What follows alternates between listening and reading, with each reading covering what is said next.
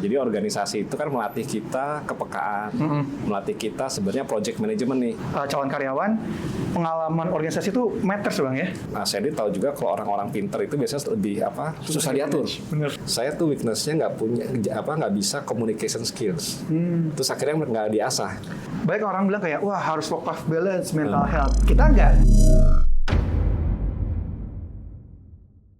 Selamat sore teman-teman, kembali lagi ke podcast kita di podcast Beyond Blueprint, buatan dari Iluni FTUI. Nah, sore ini nih, gue udah berada di Gedung Raja Wali, Jakarta Selatan, dan di sebelah kita udah ada salah satu alumni kita yang paling keren juga nih. Nah, isu-isunya, beliau ini ahli di bidang IT dan juga manajemen. Menjadi direktur di beberapa perusahaan, makanya gue gak sabar juga buat ngobrol dan belajar bareng dari abang kita, Bang Pri Elektro88. Selamat sore ya Bang. Sore. Salaman dulu Bang. Sandy. Sehat Bang Pri? Alhamdulillah sehat. Alhamdulillah ya. Thank you banget loh Bang. Sama-sama. Di tengah kesibukannya nih ya. Sore ini kita masih nyempetin buat ngobrol-ngobrol untuk bisa sharing nih ke teman-teman dan juga ke junior kita nih ya di kampus ya. Semoga ntar bahasan kita bisa diinspirasi Bang. Insya Allah. Buat semuanya. Saya juga senang datang ke sini sekalian silaturahmi ya. Siap Bang. Senang dong silaturahmi kan. Iya. Kalau kata orang kan silaturahmi buka pintu rezeki ya Bang. Amin, betul. Jadi kita sama-sama belajar insya Allah ya Bang ya di sore ini.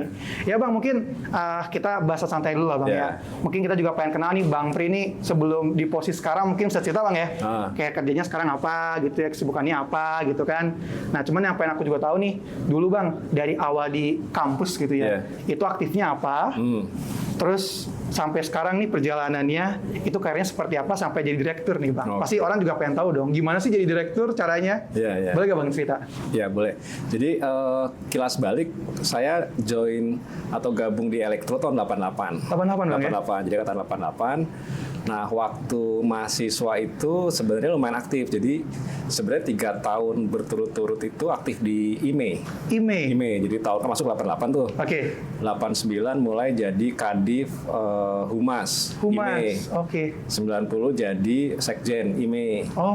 Nah, terus tahun 91 itu jadi ketua IME. Jadi sempat tuh ngerasain ketua IME. Iya. Tapi terus aktif juga di KAPA.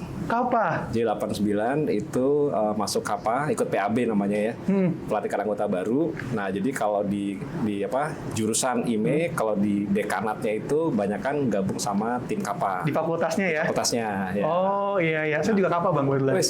Oh hebat itu. Tapi tingkat akhir joinnya. Lucu waktu itu kena PAB-nya sama junior. Terus serunya ya karena banyak teman kan, jadi karena gabungnya itu nggak cuma di jurusan tapi juga ke lintas jurusan. Jadi sampai sekarang itu bahkan alumni KAPA-nya juga kuat tuh. Jadi kita 2022 tuh pas ulang tahun 50 tahun KAPA kan. Kita bareng-bareng ke Gunung Gede. Abang juga berangkat tuh? Berangkat sama istri. Jadi masing-masing tuh bawa istri gitu kan. Ada istri lagi juga Bang? Istri arsitek. Arsitek 91, tapi bukan KAPA. Keluarga teknik berarti ya? Nah, terus jalan segala macam seru juga. Jadi berkesan lah tuh selama kita kuliah, mungkin kayak Bro Sandy juga kan, masa-masa kuliah masa paling berkesan gitu kan. Bener. Karena nggak cuma belajar doang. Betul. Kita ada aktivitas organisasi, kita banyak teman dan seterusnya gitu. Life changing moment ya pas kuliah ya? Iya betul. Berarti kalau misalnya ada yang bilang nih Bang, wah sekarang sih udah nggak relevan lah ikut kegiatan di kampus gitu ya. Nah ini Abang mandangnya gimana nih Bang sebagai salah satu lulusan terbaik dengan pengalaman di kampus juga banyak gitu. Pandangannya gimana Bang? Sebenarnya kalau saya pribadi sangat berperan. Jadi even jadi kelas baik lagi tahun 94 saya lulus. Terus habis itu join dulu namanya Anderson Consulting. Anderson Consulting. Sekarang namanya Accenture. Jadi perusahaan consulting IT dan manajemen, base-nya di US, tapi ada di beberapa negara.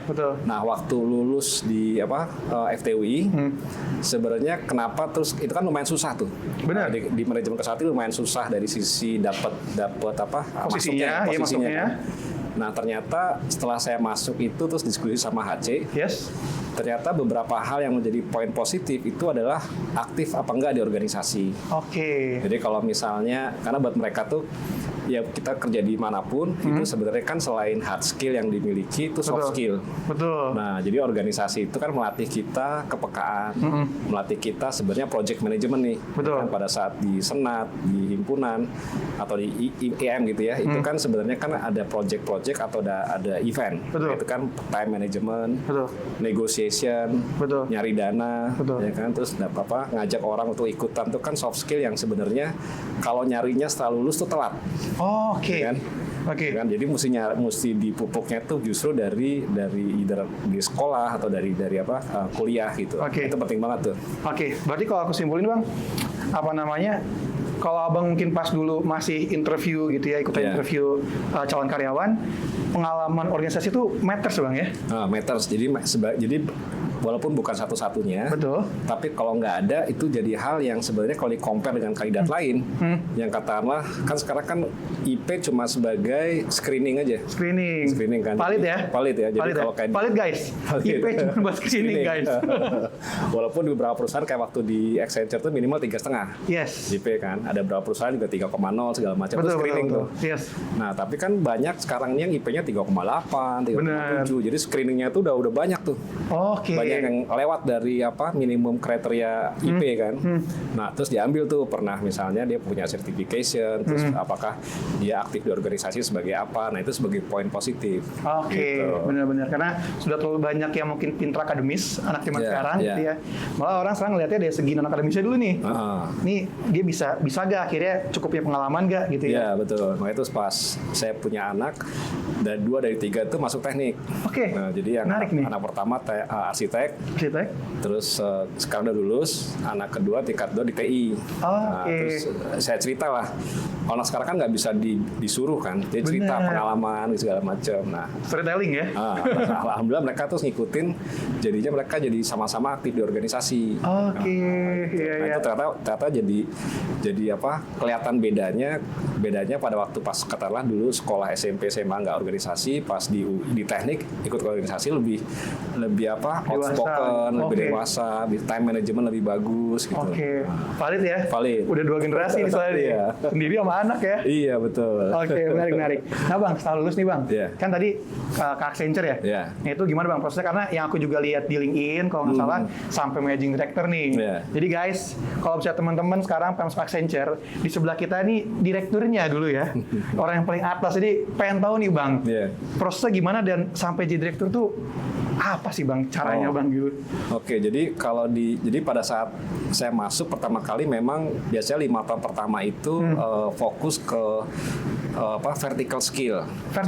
Jadi hard skillnya, walaupun tadi soft skill itu perlu karena buat sehari-hari, tapi vertical skillnya maksudnya spesifik tiap consultant itu dia harus jago di mana gitu. Bayang. Ya, jadi skill yang di katakanlah kalau kita punya tim terus kita tahu bahwa ini kalau misalnya jago programming ini si A gitu. Kalau data migration si B. Nah, kita mesti punya apa yang jadi kita bisa beda sama yang lain. Oke, itu gitu. Spesialisasi. Waktu 5 tahun pertama tuh saya lebih ke programming. Dari mulai zaman dulu nih tahun 90-an itu programming masih zaman kayak COBOL, AS400 yang belum lahir guys. Yang servernya segede lemari gitu kan. Iya, pernah lihat di film. Terus abis itu dulu zaman tahun 97 namanya SAP. Zaman dulu belum terlalu dikenal. SAP ya. SAP. Zaman dulu tuh SAP pertama kali tahun 1997 dapat kesempatan belajar di one of the first SAP implementation in Indonesia. Gitu. Jadi karena punya hard skill dan background, jadi akhirnya dikirim sampai ke Jerman, ke Chicago buat belajar certification. Dia pas di Accenture tuh. Di Accenture. Gitu. Keren. Nah, terus 5 tahun pertama lebih ke technical skill-nya lah ya. Terus habis itu baru udah mulai jadi functional skill. Jadi kalau technical skill programming kan lebih ke teknisnya kan. Benar. Ke teknisnya, ke engineering gitu kan. Coding gitu kan. Betul. Ngomong sama mesin. Betul. Sampai nggak tidur kalau misalnya programnya endless loop. Bener. Ada bug-bug di mana gitu ya. Bingung nyarinya di mana gitu. Terus setelah tahun ke-5 ke-6 udah mulai expose ke namanya functional. Jadi ke bisnis proses. Belajar belajar accounting tuh, debit kredit segala macam, terus belajar cash flow, financial statement. Nah, udah keluar dari ini nih zona expertise-nya nih. Ya, walaupun itu lebih ke arah untuk sistem implementation, tapi mesti ngerti bisnis proses di finance atau di misalnya supply chain untuk menerjemahkan requirement proses itu ke sistem. Tapi kan jadi mesti bisa ngomong sama bisnis usersnya. Ya kan? Benar. Kan bisnis usersnya nih nggak tahu sistem nih. Benar. Tapi kalau orang IT doang programmer kan nggak tahu bisnis. Iya. Nah, kita jembatannya gitu. Mungkin kalau anak zaman sekarang kayak product manager kali ya? Nah, kayak product manager. Gitu. Nah, terus lama-lama akhirnya dipercaya menjadi project manager atau project lead untuk ngeran suatu project gitu. Nah, itu udah beyond dari functional dan technical, tapi lebih ke arah negotiation, time management, gimana nge-lead orang baik konsultan maupun di customersnya itu bisa nurutin atau bukan nurutin tapi lebih ke arah follow timeline dari project atau bisa escalate isu. Nah, itu kan non teknis jadinya. Betul. Nah, terus terus jadi naik dari manager, terus udah mulai jualan. Nah, kayak Sandy sekarang lah. Jago nih jualan nih Sandy nih. Enggak, masih belajar Bang. Belum 30 tahun umur. masih panjang perjalanan.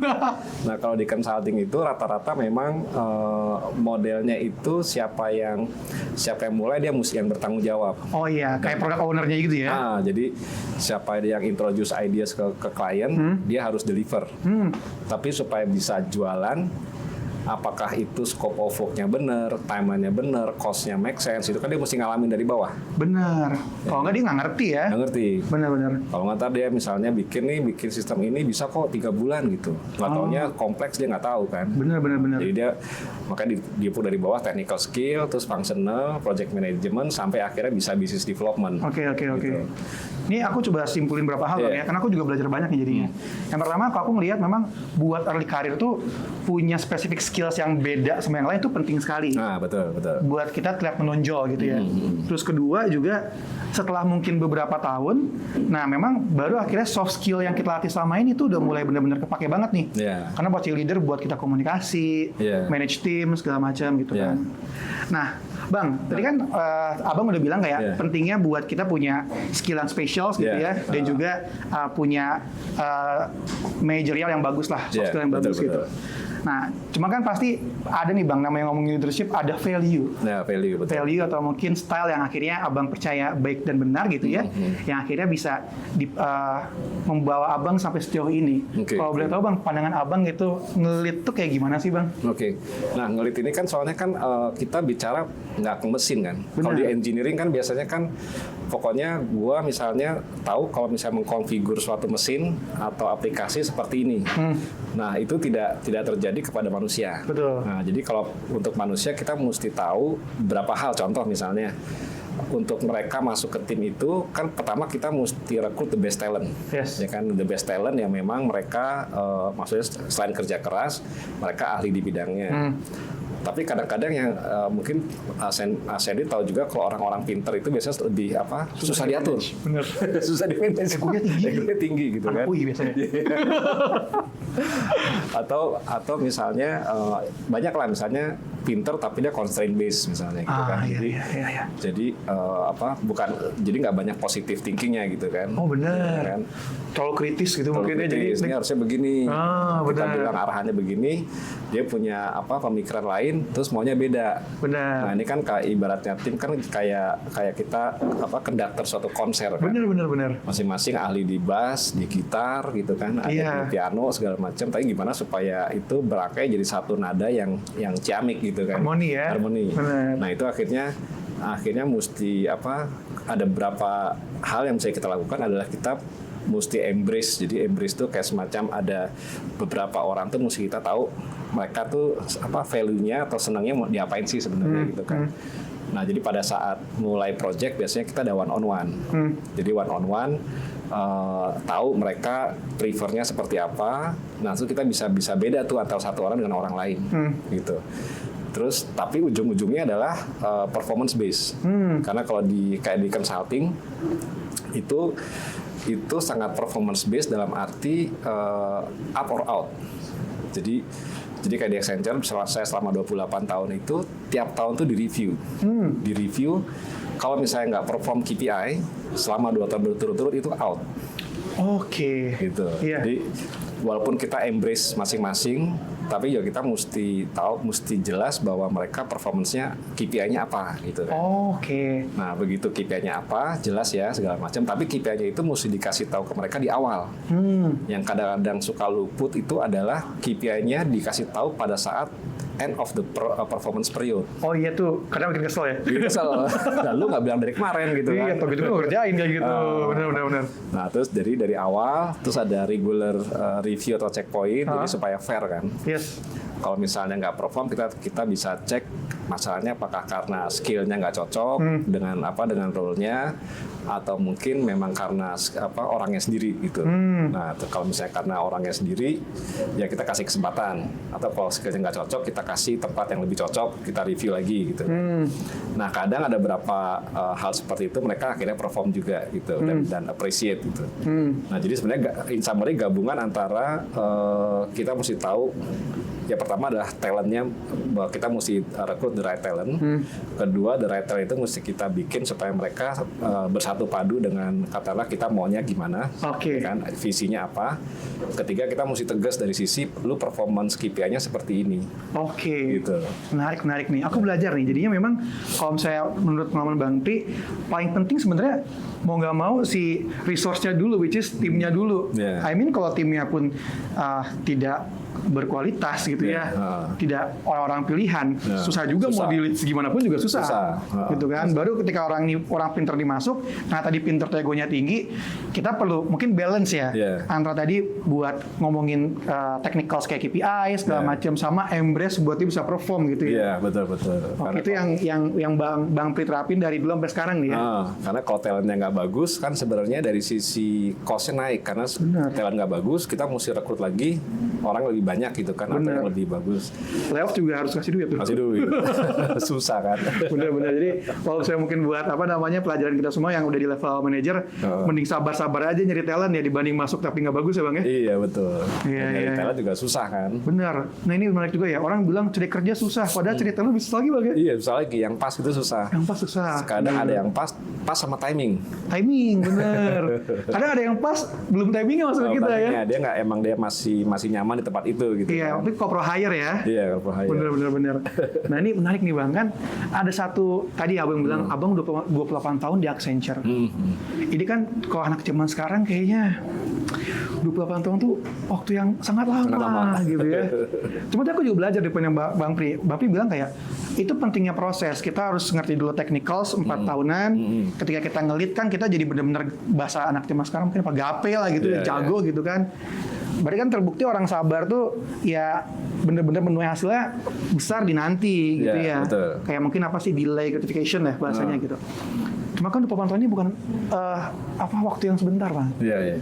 Tapi apa nih Bang? Akhirnya memutuskan kayak buat stay 28 tahun dan nggak kaleng-kaleng juga sih. Saya kan jadi direktur gitu ya. Tapi gimana tuh Bang pandangannya? Karena mungkin menariknya karena banyak project sih. Project ya. Jadi kalau sebenarnya kayak di high bank juga banyak project kan. Jadi kita bisa cerita dulu yang sebelumnya kayak di consulting itu kan project base. Betul. Jadi kita di-assign suatu project, menangani suatu isu di suatu klien selama katakanlah ada yang bervariasi, ada yang 6 bulan, ada yang sampai 5 tahun gitu. Ya kan. Katakanlah rata-rata setahun 2 tahun. Begitu selesai kan kita put the legacy. Ya kan? Jadi ya kayak Bro Sandy lah dengan role yang sekarang kan mau put legacy kalau di Iluni FT program-program podcast atau learning management system this is my legacy gitu. Nah begitu legacy selesai satu project dia assign project lain kan ada legacy lagi yang lain akhirnya nggak terasa tuh. Ya kan? Nah sama kayak di high bank ini. Mungkin sedikit mungkin belum tahu high bank gitu kan. Oh iya boleh Bang, cerita nih Bang. Cerita nih high bank gimana high bank. Jadi kalau high bank itu kenapa disebut high karena sebenarnya high itu kan high. Kan approachable. Ya kan membumi rakyat gitu ya. Humble gitu kan high gitu kan. Iya. Nah, tapi high bank ini sebenarnya tadinya Bank Mayora. Bank Mayora sebelumnya. Bank Mayora. Jadi Bank Mayora itu dari tahun 93. Nah, terus tahun di Mei 2022 diakuisisi oleh Bank BNI, Bank Negara Indonesia, sehingga jadi sejak 2022 menjadi bagian dari BNI. Nah, terus setahun kemudian tuh di Mei 2023 atas izin OJK kami rebrand menjadi Hibank. Hibank. Jadi Hibank. Nah, fokusnya kemana nih Hibank? Nah, jadi Hibank ini menariknya gini, kenapa tuh akhirnya tahun 2022 saya join 2022 Oktober. Tertarik join Hibank tuh karena Hibank itu dibuat oleh BNI, ditransformasikan dari bank konvensional menjadi bank UMKM berbasis digital. Keren. Jadi istilahnya UMKM first digital bank gitu. Nah, tertariknya adalah karena UMKM-nya itu. Jadi ya seperti Bro Sandy tahu kan, UMKM itu sebenarnya kalau dari sisi kontribusi ke Indonesia GDP itu sekitar 61%. Besar ya? Besar banget. Hampir 2/3 kan. Betul. Tapi 2/3 kontribusi GDP itu sebenarnya menyerap 97% tenaga kerja. Gitu, ya kan?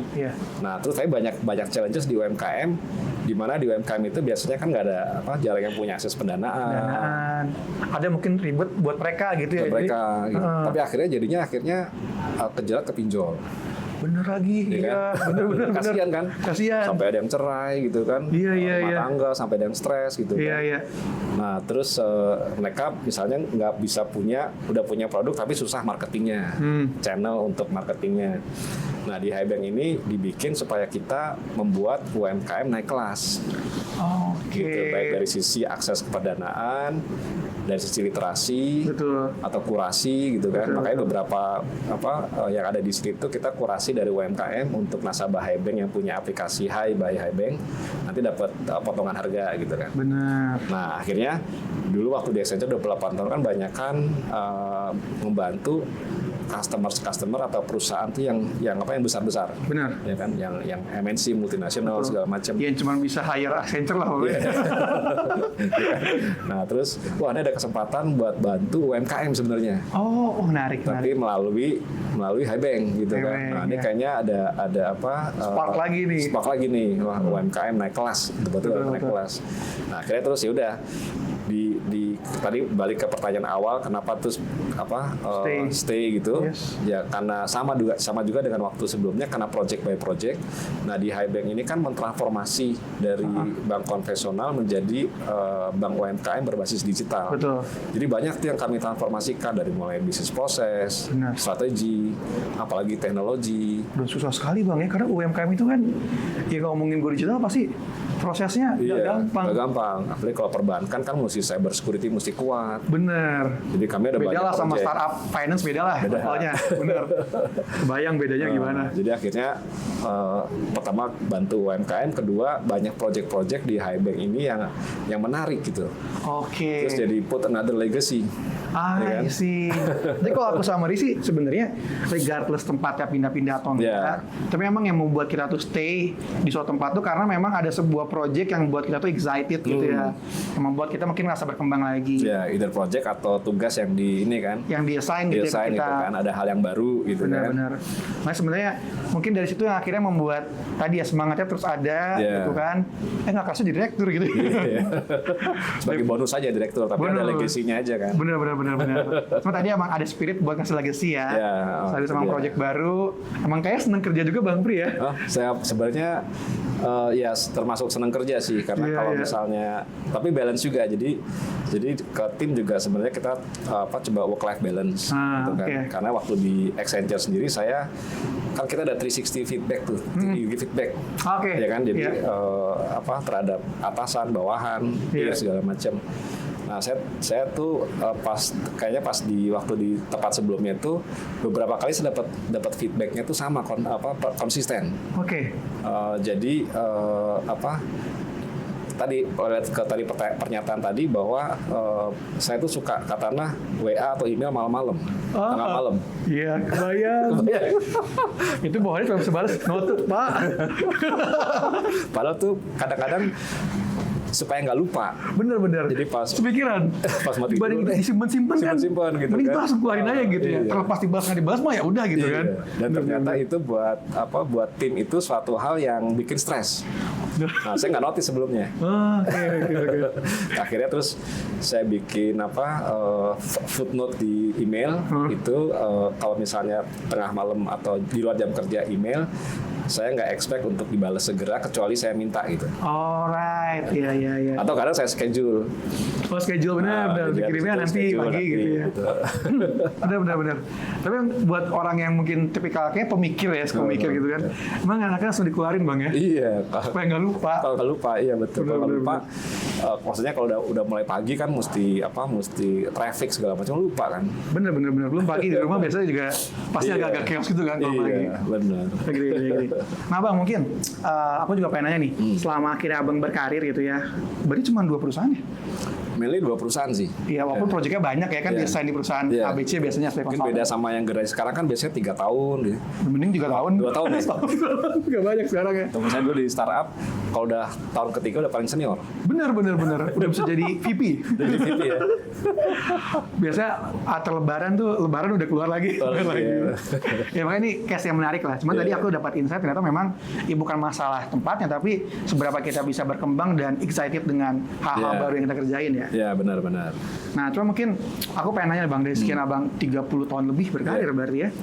Apa sih Bang project terbesar yang Abang pernah kerjain yang Abang rasa ini impact-nya gede banget buat Indonesia? Jadi sebenarnya karena project by project itu kan ada masing-masing project punya kompleksitas dan keunikan sendiri. Benar. Gitu kan. Yang paling mantep nih yang mana? Yang paling mantep tuh dulu sebenarnya dari sisi kompleksitas itu ada satu project tepat sebelumnya itu project transformation. Jadi the whole transformation dari mulai bisnis strategi, proses, teknologi, terus ada people-nya, organization. Saya sebagai project director waktu itu. Oke. Kan, jadi tanggung jawabnya lumayan berat juga. Betul. Timnya sendiri lumayan besar. Jadi ada sekitar 200 orang. Wih, dari konsultannya terus plus 150 dari customer-nya. Oke, Kira-kira. itu gede banget sih. Iya. Nah, yang menariknya adalah project itu tim membernya terdiri dari 28 negara orang-orangnya. Oh, multinasional seperti proyeknya ini. Jadi sebenarnya project di Indonesia. Ya, cuma expertise-nya itu. Oke. Kalau dihitung tuh saya pernah hitung waktu itu 28 negara. Ada yang dari Belanda, ada yang dari Inggris, ada yang dari India, Singapura, Malaysia dan lain-lain. Jadi kayak mini United Nations. Oke. Dan itu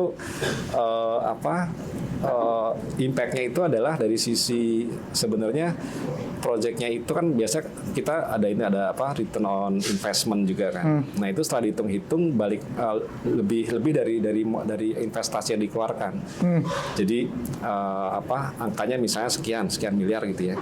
Setelah project-nya selesai, contoh misalnya improving supply and demand.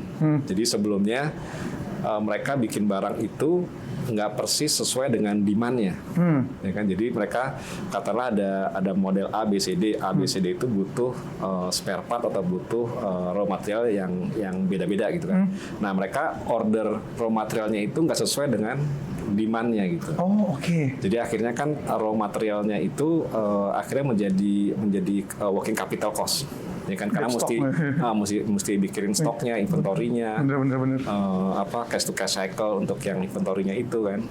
Nah itu kalau setelah diimprove supply and demand-nya, jadi spesifik ada proses dan tools yang disesuaikan sehingga apa yang diorder untuk raw material sesuai dengan demand katakanlah 3-6 bulan ke depan. Oke. Nah itu cost saving dari working capital cost misalnya itu bisa membiayai projectnya itu sendiri. Oke. Ya kan?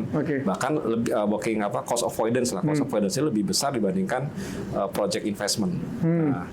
Nah, itu yang bikin akhirnya kita semua happy karena kita bikin sesuatu project itu yang bukan hanya good on paper. Oh iya tuh, benar-benar. Tapi ada dari sisi quantified benefitnya. Itu yang pertama. Nah, yang kedua yang bikin kita happy juga adalah setelah project itu selesai, terus 5 tahun 6 tahun berikutnya itu orang-orang yang terlibat di project itu dipromote semua. Wih, keren. Mayoritas ya dipromote semua. Keren nih. project transformation 5 tahun, kan mereka jadi kayak key person. Benar. Mereka tahu duluan tuh strategi barunya seperti apa. Kalau bahasa mah agent of change lah. Nah, agent of change-nya kan. Terus habis itu mereka tahu proses yang baru seperti apa, sehingga menjadi key person dari masing-masing departemen, akhirnya dipromote semua gitu. Membuktikan emang berarti project-nya berhasil ya. Nah, berhasil. Jadi nggak cuma deliver sesuatu ke perusahaan dari sisi benefit, tapi buat people-nya juga gitu. Benar. Karena mungkin kita sering tahu isunya kadang-kadang kan konsultan, ini mau on paper doang gitu ya. Sering kali kan ada isu seperti itu. Karena saya juga punya pesan konsultan ya. Jadi ngerti banget tuh karena sering katain seperti itu. Cuman happy banget kalau emang benar-benar yang terlibat di project sama kita ternyata benar-benar ke promote. Berarti memang mereka jadi paling mengerti kondisi perusahaan. Betul. Keren. Nah, terakhir nih Bang, di sesi pertama kita. Oke. Kira-kira nih Bang, ada gak sih pesan buat para Gen Z, millennials gitu ya? Ya akhirnya gimana sih supaya bisa punya karir yang bagus? Pasti kan semua nih mungkin yang fresh graduate dia pengen keterima perusahaan yang bagus. Mungkin yang seumuran aku nih yang banyak yang masih kerja gitu ya, kita kan masih kejebak di level middle biasanya. Tentu gimana supaya bisa naik gitu Bang, di posisi top gitu ya. Ini ada gak Bang mungkin pesan buat kita semua? Ya paling biasanya seperti yang mungkin kayak yang normal kayak hard work gitu kan. Itu kan wajib tuh kan hard work. Basic ya hard work tuh. Gak bisa dinego hard work ya. Jadi kadang-kadang kalau mau karir bagus tuh kita kadang mesti sacrifice sedikit work life balance dulu gitu. Karena tuh guys, sacrifice work life balance. Karena ini mungkin tiap orang beda ya. Iya. Kalau dari pengalaman saya kan kadang-kadang kita kerja abis dari teknik UI nih, kan? Itu kan nggak kita alhamdulillah dapat pekerjaan. Itu kan nggak semua kebutuhan yang mesti dikerjakan itu kan dapat dari kampus kan. Iya benar. Jadi mesti belajar. Belajarnya dari buku atau sekarang dari Google, dari ChatGPT, atau dari ketemu orang yang udah lebih senior. Nah kita belajarnya kan nggak bisa pas jam kerja. Benar. Ya kan? Mau nggak mau overtime ya? Overtime tapi buat our personal development. Kan? Investment. Either after working hours atau misalnya weekend, belajar segala macam. Kalau cuma misalnya maunya dapat sesuatunya, dapat knowledge baru hanya di jam kerja kan susah. Iya, kerja soalnya. Kerja soalnya kan. Jadi mesti sacrifice itu wajib lah, kerja keras. Hard work ya. Nah, yang kedua, in short sebenarnya itu yang biasanya relevan, terutama buat pribadi saya adalah istilahnya embrace your weakness. Jadi kita mesti tahu nih, embrace itu misalnya kita kan kita nggak boleh lari lah gitu kan. Jadi kita tahu weakness kita dari feedback segala macam. Nah kadang orang itu tahu dia weakness-nya adalah misalnya gini, saya tuh weakness-nya nggak bisa communication skills. Terus akhirnya nggak diasah. Jadi karena saya nggak bisa communication skills, saya maunya programming doang, technical doang misalnya. Menarik nih, banyak yang counterintuitif nih. Iya, Nah akhirnya itu bisa sih, maksudnya mereka bisa, cuma ya akhirnya mungkin hanya vertikal, jadi specialize di suatu hal aja, tapi nggak bisa. Kalau top level kan mesti tahu lebih banyak ya. Benar. Nah jadi nggak bisa vertikal, tapi bisa horizontal juga. Betul. Nah kalau misalnya tadi contoh communication skill kurang, atau misalnya time managementnya kurang, gitu. Dia tahu tuh weaknessnya di situ. Nah dia mesti coba improve those weaknesses buat mereka sendiri. Gitu. Nah, jadi kadang-kadang kan kita punya tim gitu kan, kasih tahu lu kayak kurangnya ini, lu misalnya harusnya begini, tapi nggak dikerjain. Kan sebagai leader kan kesel kan. Benar. Ini istilahnya dalam tanda kutip deadwood nih. Dia nggak beban atau di coaching segala macam, tapi kayak nggak improve gitu. Tapi kalau sebagai leader kita ngasih tahu lu kayak kurangnya ini, terus mereka improve overtime gitu kan. Mungkin nggak bisa cepat, tapi bisa overtime dan positif lah gitu ya. Kita seneng kan? Benar. Jadi dia punya potensi nih. Benar. Punya potensi. Begitu ada kesempatan suatu role atau posisi, coba kita kasih deh. Dia kayak bisa nih gitu. Iya, at least secara etos kerjanya masuk nih. Masuk. Oke. Mungkin ya dari sekian banyak mungkin in summary sih kalau dari pengalaman itu sih. Jadi hard work sama embrace the weakness ya. Embrace your weakness. Jadi jadi mesti tahu your weakness apa. Benar. Terus overtime mesti diimprove gitu. Benar. Ini menarik Bang ya. Karena zaman sekarang malah sebaliknya nih kebanyakan. Jadi guys, valid nih ngomong direktur soalnya guys ya. Kita nggak usah berdebat gitu kan. Banyak orang bilang kayak wah harus work life balance, mental health. Kita nggak nyenyein itu ya Bang ya. Maksudnya haknya mereka gitu. Cuman tadi yang aku tangkap kayak memang kadang buat sebuah pilihan yang kita ambil harus ada harga yang harus dibayar gitu. Iya. Minimal buat our personal development kan. Bener. Dan maksudnya kalau emang pengen jadi direktur, pengen secara finansial bagus, ya harus kerja keras. Iya. Gak make sense kita mau karirnya bagus, jadi kaya, tapi nggak kerja keras. Iya. Apalagi kan situasi ekonomi yang susah kan sekarang nih, yang challenging kan. Bener. Mesti berpikir 2 kali nih, kerja 2 kali gitu. Bener, kerja 2 kali, lebih kreatif juga gitu kan. Iya, betul. Sama yang kedua tadi, embrace the weakness. Sekarang itu banyak banget orang yang kayak, gue fokus aja sama strength gue, sama passion gue gitu. Iya. Ya nggak salah sih. Ya cuman mungkin tadi ya akan stucknya di spesialis aja gitu ya. Iya, betul. Dia nggak bisa mungkin ngelit organisasi atau mungkin people managementnya juga ya dia nggak akan bisa handle dengan baik ya. Iya. Kalau nggak dilatih. Summary itu sih. Sip. Oke Bang, kita udah selesai di sesi pertama nih. Oke. Nah buat teman-teman tadi udah banyak banget bahasannya. Gue nggak selangkum lagi karena udah terlalu banyak rangkuman di setiap poinnya. Tapi semoga next time kita bisa ngobrol lagi sama Bang Pri nih di kesempatan yang lain. Nah, ntar juga abis ini kita mau bahas sesi kedua, obrolan lebih santai gitu ya. Stay tune teman-teman. Thank you, selamat sore. Bye-bye. Bye-bye. Thank you.